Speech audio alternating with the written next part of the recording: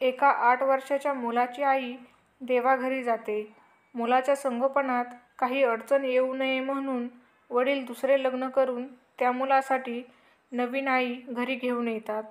एका महिन्यानंतर वडील मुलाला विचारतात, "बेटा, तुला ही नवीन आई कशी काय वाटते?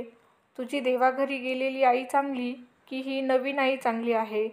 यावर मुलगा उत्तर देतो, "बाबा, ही नवीन आलेली आई खरी आहे आणि देवाघरी गेलेली आई खोटी होती." हे अचानक आलेले उत्तर पाहून वडील संभ्रमात पडतात. त्यांना समजत नाही की मुलगा काय बोलतो आहे.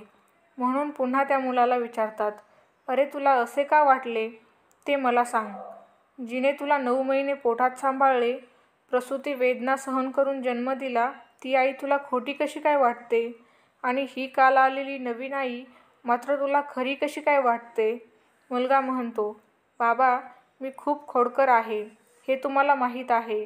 देवाघरी गेलेली आई माझ्या खोड्यांना कंटाळून नेहमी मला, 'जर तू खोड्या केल्या तर तुला मी खायला देणार नाही,' असे म्हणत असे. पण तिचे न ऐकता मी सतत खोड्या करत असे. पण ती मात्र मला जेवण देण्यासाठी उन्हातान्हात पूर्ण गावात मला शोधत असे व मला वेळप्रसंगी रागवून मारून घरी आणत असे व मला स्वतःच्या मांडीवर बसवून खाऊ-पिऊ घालत असे. आणि ही नवीन आई पण, 'तू जर खोड्या केल्या तर तुला मी खायला देणार नाही,' असेच म्हणते. आणि खरं सांगू का बाबा तुम्हाला, गेल्या 3 दिवसात खरेच तिने मला खायला दिलेले नाही. म्हणून मी तिला खरी आई असे म्हणत आहे." तात्पर्य: आपली आई ही देवाने दिलेली सर्वात मोठी देणगी आहे. गोष्ट आवडली असेल तर प्लीज आपल्या या साहित्यसारे यूट्यूब चॅनलला सबस्क्राईब करा आणि बेल आयकॉन दाबण्यास विसरू नका, ज्यामुळे तुम्हाला अशाच नवनवीन गोष्टी ऐकण्यास मिळतील. धन्यवाद.